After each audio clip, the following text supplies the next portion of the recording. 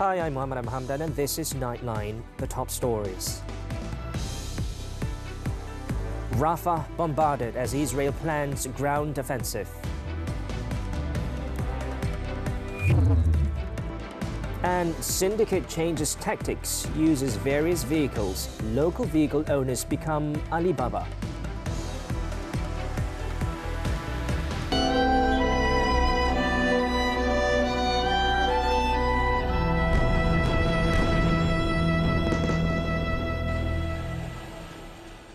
Good morning. The death toll from Israel's heavy strikes on the southern city of Rafah and surrounding areas of the Gaza Strip exceeded 100 on Monday, with hundreds of people injured, including women and children. Local media reported the Israeli army conducted about 40 pre-dawn airstrikes, which struck Rafah city with intensive ground shelling. The strikes hit at least 14 houses and 3 mosques in the city, inhabited by over 1 million Palestinians. Hamas has warned that a Zionist ground assault in Rafah would blow up negotiations to release the group's remaining captives in Gaza. However, Israeli Prime Minister Benjamin Netanyahu vowed to press on with the offensive. The attacks on Rafah come as Israel is preparing to launch a major offensive that aid agencies fear would result in significant civilian casualties in the last relatively safe area of Gaza. The Ministry of Health in a Hamas-ruled Gaza Strip on Monday said at least 28,340 people have been killed in the besieged territory during the war, including 164 in the past 24 hours.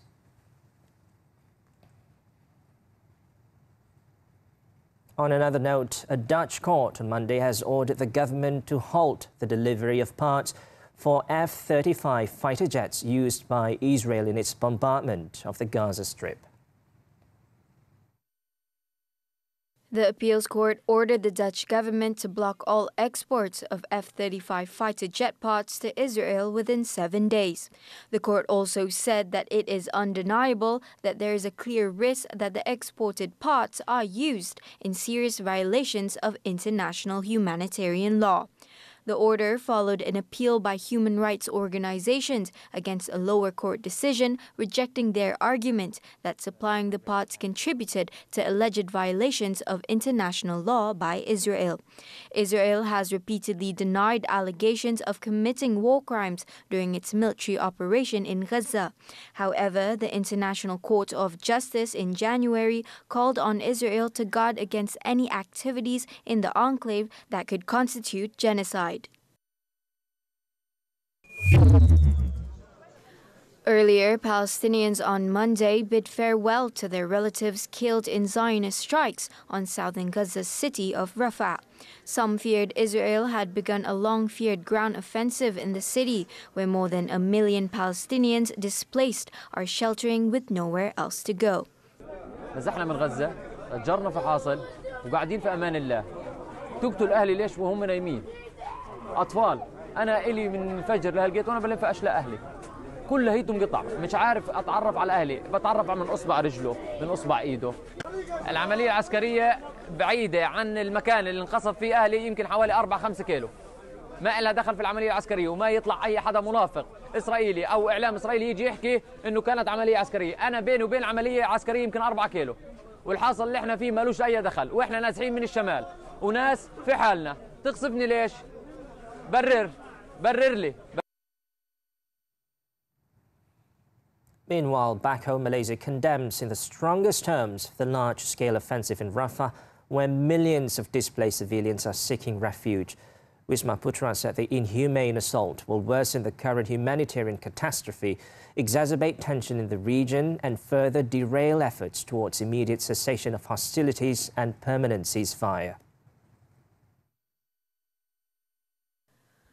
In a statement on Monday, Wisma Putra emphasized that the dastardly military operation clearly indicates the key goal by the Zionist regime to annihilate the Palestinians from their own land. It also clearly shows the regime's blatant disregard of fundamental principles of international law and a clear contempt of the rulings by the International Court of Justice, ICJ, on January 26 on the 6 provisional measures.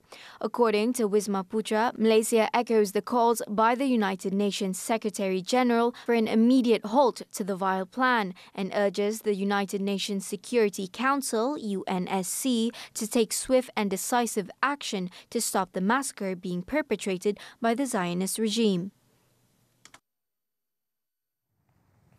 The Health Ministry in the meantime will propose the construction of a hospital to help rebuild Gaza in the post-war period. Its Minister, Datuk Seri Dr. Zulkifli Ahmad, said he would present the proposal to Prime Minister Datuk Seri Anwar Ibrahim and other members of the Cabinet.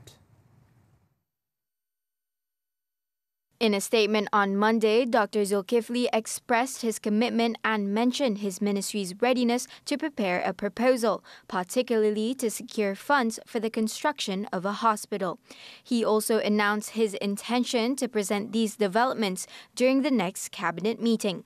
Dr. Zulkifli added that he already has a list of officers and medical staff who will be stationed in Gaza in the future.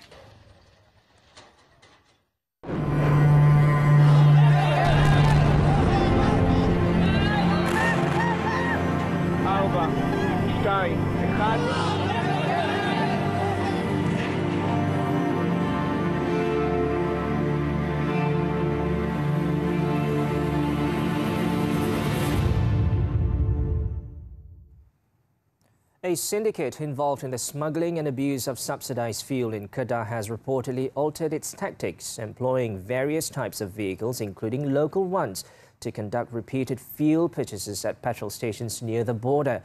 Recent crackdowns in Changlun and Bukit Kayu Hitam seem to have prompted the syndicate to scale back such illicit activities. Last year, TV3 reported the activities of a syndicate engaged in the misuse of subsidized diesel, targeting several petrol stations in Kuala Nerang. The modus operandi involved foreign pickup trucks used for petrol and diesel smuggling, making legitimate fuel fields but continuously moving from one station to another to fill allegedly modified tanks with larger capacities. The primary route from Kuala Nerang town to the Immigration, Customs, Quarantine and Security Complex in Durian Burung was believed to be a common path used by Thai pickup trucks for smuggling, especially diesel. However, recent observations showed that foreign pickup truck activities are now more cautious due to increased enforcement. It was learned that in addition to foreign pickup trucks, fuel smuggling is also taking place using various types of local and neighbouring country cars. At least 10 vehicles with local registrations are believed to have filled their tanks and then empty them in neighbouring countries. The syndicate's vehicles are suspected of making repeated fuel purchases at several petrol stations around Kuala Nerang. The shift towards employing various types of vehicles, especially local ones, for these transactions further emphasises the syndicate's strategic adaptation to the evolving enforcement landscape in the region. In Perak, search and rescue operation is still underway for 3 teenagers who went missing after a river outing in Manjung on Monday. The victims, aged between 14 and 16, are believed to have drowned while engaging in fishing and swimming activities in Sungai Sempit at Kampung Tanjung Batu Segari. State Fire and Rescue Department Assistant Director for Operations Divisions, Sabah Nur Ahmad, said that a distress call was received at 3:26 p.m. A team of firefighters from the Pantai Remis station was promptly dispatched to the scene. The rescuers are encountering numerous obstacles, complicating the search process, which include high tide.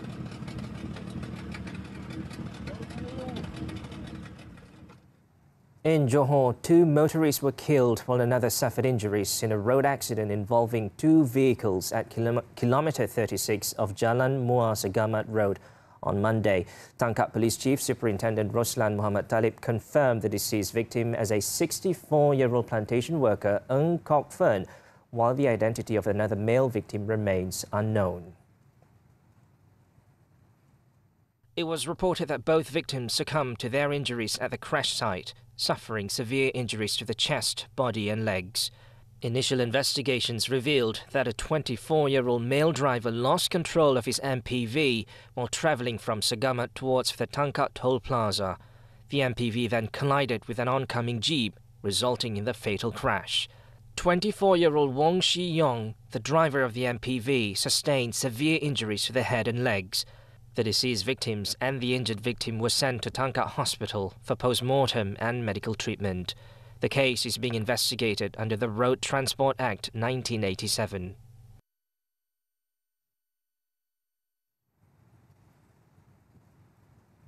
Authorities are still investigating the cause of a fire that ravaged 5 residential units at the Sabah Flats in Cheras on Sunday night. Fire and Rescue Department Explosive Operations and Rescue Division Director Nordin Pauzi said that the forensic unit of the Malaysian Fire and Rescue Department is currently engaged in the investigation, adding that a forensic report on the incident is expected to be released on Tuesday. Nordin said the fire and rescue team encountered difficulties during the operation, particularly due to the malfunctioning of the fire prevention system. He also said the flat building was equipped with the relevant system, but its failure to function properly forced the team to pump water from below.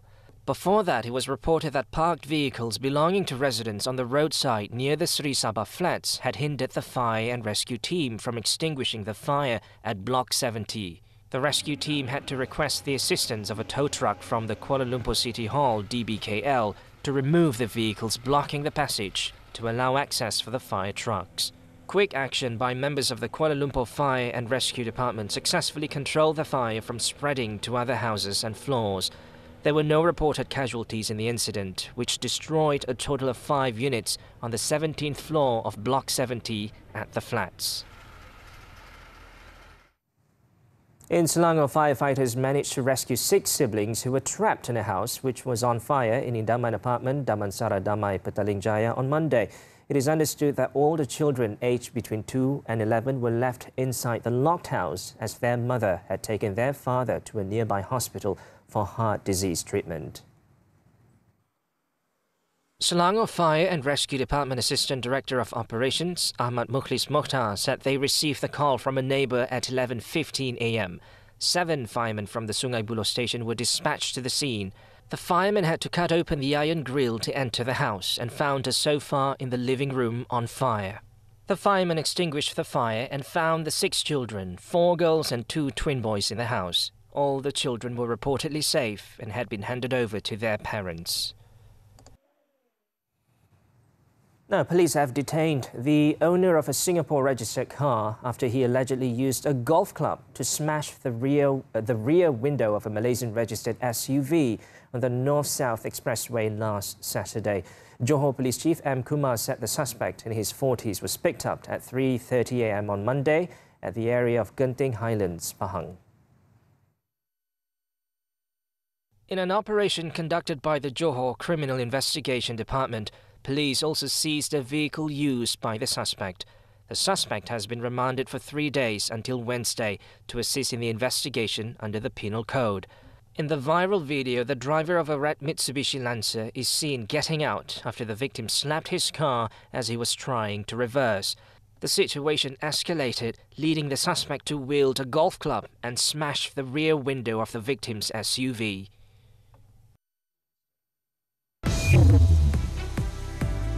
Indonesia's students protest alleged poll interference. News from the foreign front when we return.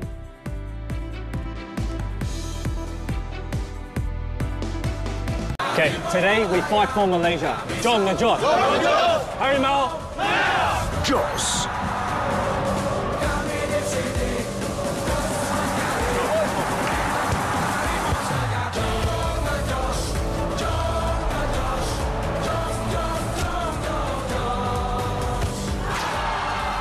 Extra Jos dengan Royal Gel, ginseng Korea dan vitamin B kompleks. Bersama kekal bertenaga.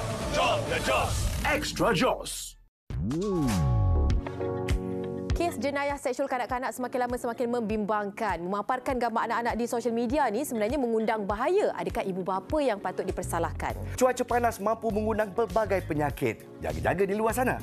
Perasan tak harga street food lebih mahal berbanding harga di kedai makanan? Dan soal wang, wasiat dan faraid semuanya di MHI Isnin hingga Jumaat 9.30 pagi hanya di TV3. Dan stream juga secara HD di aplikasi Tonton. Money Matters is back with a new season.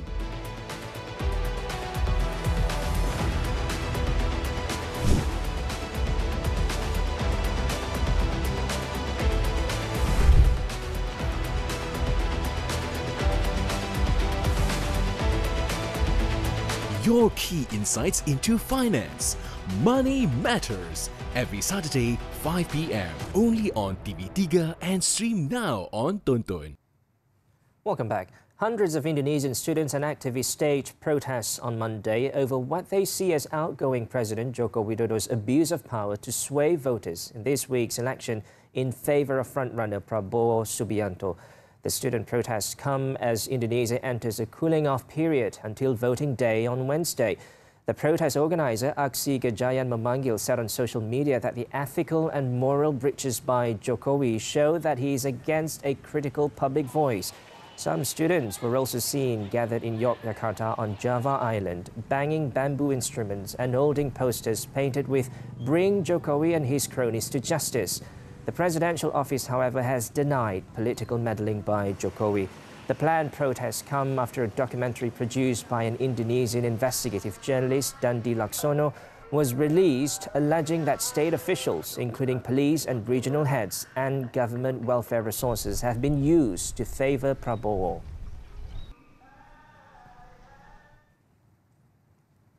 Pakistan has weeks of political uncertainty ahead following its indecisive election, analysts said on Monday, with dozens of constituency results facing challenges in court and rival parties negotiating possible coalitions.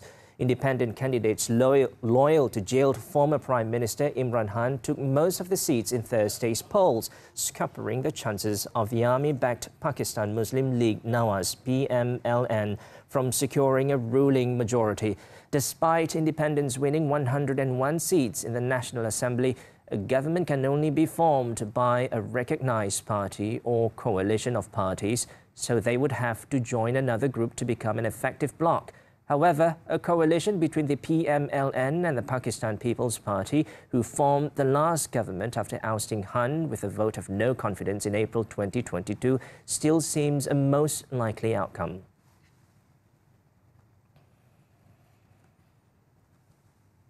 A disgruntled former employee shot dead the head of a Greek shipping company and two others on Monday before killing himself at the firm's office in Athens.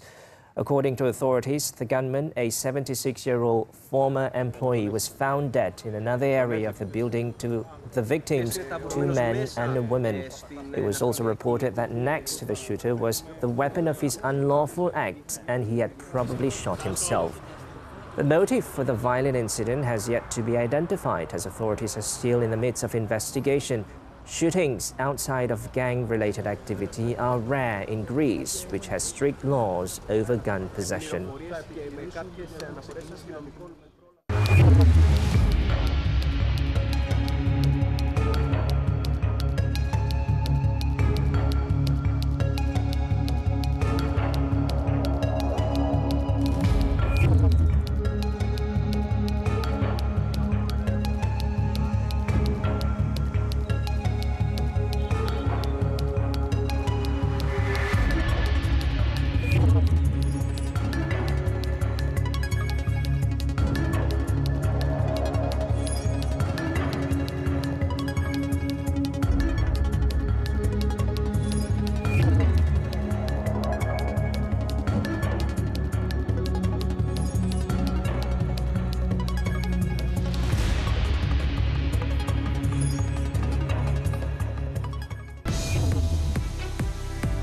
Road to Gold, decision on Pandala, Dabita, expected this month. Sports after this breather.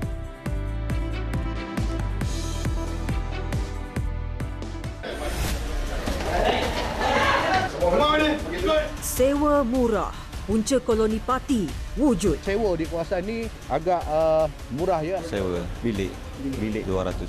Status penyewa pula tidak diendahkan. Hampir 80% kawasan ini warga asing. Kita akan mengesan pemilik kediaman ini juga untuk tindakan lanjut. Saksikan 999 Selasa jam 9 malam di TV3 dan stream secara HD di Tonton. Money Matters is back with a new season.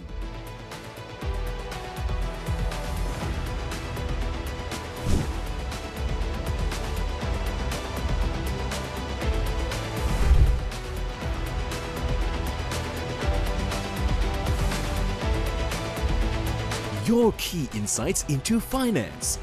Money Matters. Every Saturday, 5 p.m. Only on TV3 and stream now on Tonton. Tiba cuti sekolah teringat zaman dulu-dulu. Pelbagai nostalgia yang tak dapat dilupakan pada musim cuti sekolah. Petang-petang dapat makan roti jala popiah basah sedapnya. Jom kita lihat menu minum petang. Ada orang tak tahu, tetap kata dia tahu. Mungkin takut diketepikan. Semakin berusia, semakin pelupa. Jangan main pasal lupa ketahui tentang demensia pada Khamis. Hikayat perkahwinan ada yang cemburu ke tu? Jangan sampai jadi masalah. Semuanya di WHI TV3 ataupun stream secara HD ditonton. Wanita hari ini.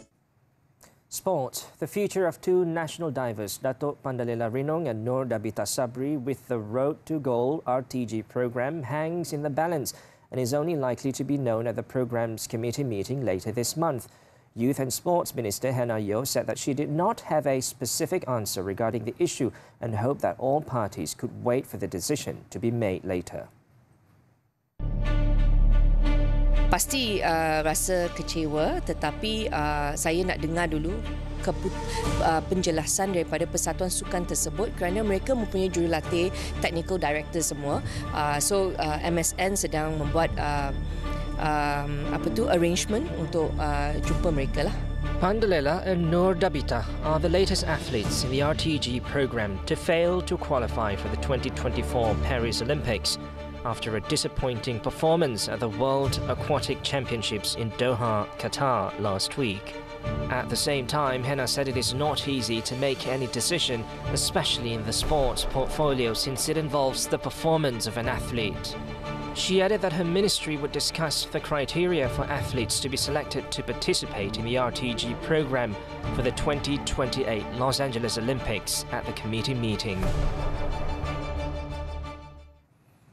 Meanwhile, when met at the Kuala Lumpur International Airport in Sepang, Pandala and Nur Dabita said they were prepared to accept the possibility of being dropped from the RTG program after failing to qualify for the 2024 Paris Olympics. Pandala, however, added that she does not intend on retiring despite missing out the spot in Paris.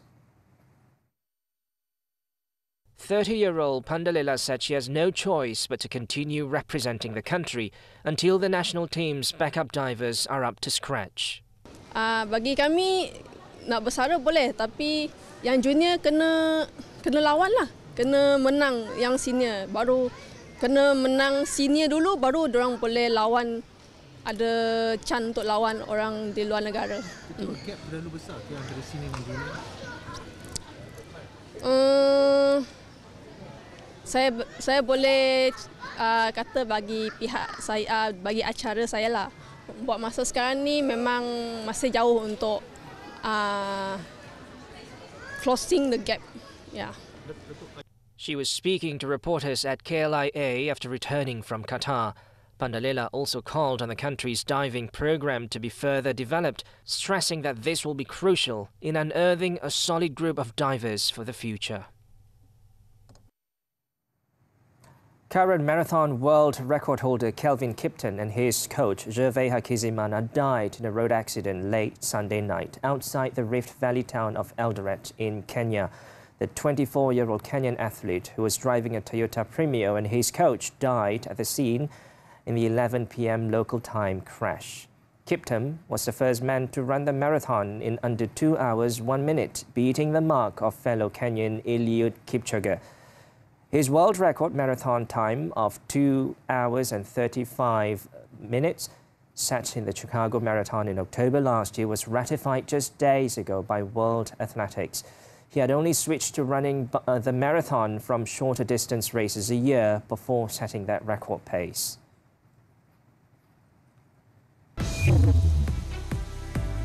When Nightline returns, hoax bomb threat force evacuations of MBJB.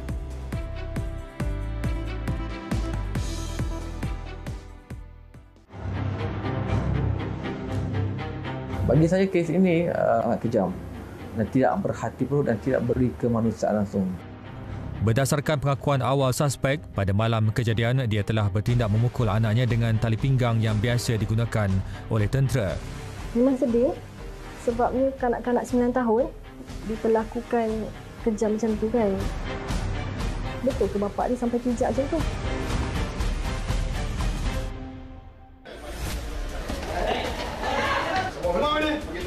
Sewa murah. Punca koloni parti wujud. Sewa di kawasan ni agak murah ya. Sewa bilik 200.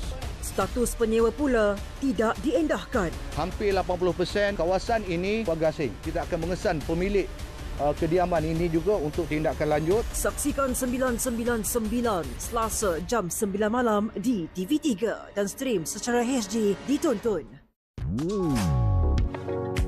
Kes jenayah seksual kanak-kanak semakin lama semakin membimbangkan. Memaparkan gambar anak-anak di sosial media ni sebenarnya mengundang bahaya. Adakah ibu bapa yang patut dipersalahkan? Cuaca panas mampu mengundang pelbagai penyakit. Jaga-jaga di luar sana. Perasan tak harga street food lebih mahal berbanding harga di kedai makanan? Dan soal wang, wasiat dan faraid semuanya di MHI Isnin hingga Jumaat 9.30 pagi hanya di TV3. Dan stream juga secara HD di aplikasi Tonton. Welcome back. Police said a bomb threat made against the Johor Bahru City Council MBJB via an email on Monday was a hoax. Johor Bahru Selatan Police Chief ACP Raub Selamat said there were no suspicious objects found at the tower after inspection was conducted on all 22 floors of the MBJB tower. Kita telah menerima satu email ancaman bom daripada penama yang disyaki berada di luar negara lah. Pihak polis pada jam lebih kurang 12.45 telah sampai kemari bersama dengan unit pemunas bom dan juga unit senjataan kita. As a precautionary measure, more than 1,000 employees and people were evacuated and instructed together at designated locations, while police conducted thorough checks. Everyone at the premises were allowed to re-enter the building at 2 p.m. after the police completed their inspection, confirming that there was no credible threat.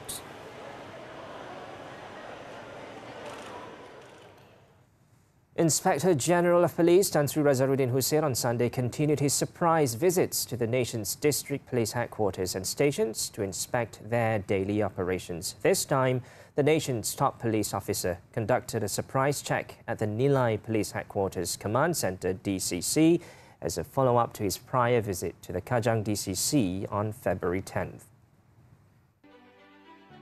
Using his call sign Aman Satu, Razaruddin again radioed in to the patrolmen across the districts on their whereabouts and movements.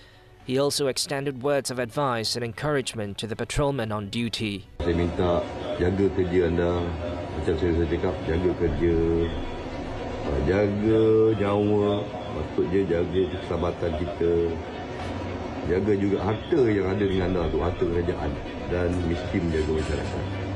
Baik anda, maksudnya yang di ground ini baik, di lapangan ini baik, baiklah PDRM.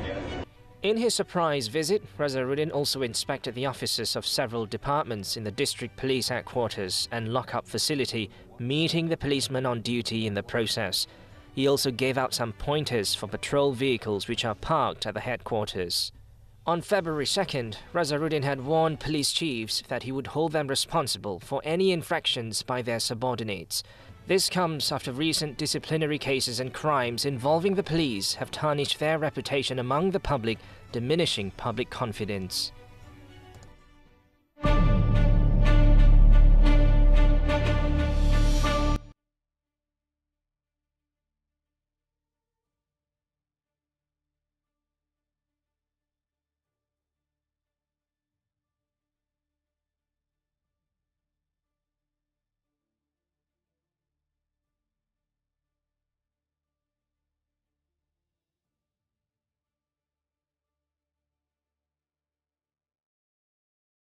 And that wraps up this edition of Nightline. We leave you with visuals of fireworks lighting up Hong Kong's Victoria Harbour on Sunday as the city celebrates the second day of the Lunar New Year. With that, I'm Muhammed and Hamdan. Thanks for tuning in and stay safe.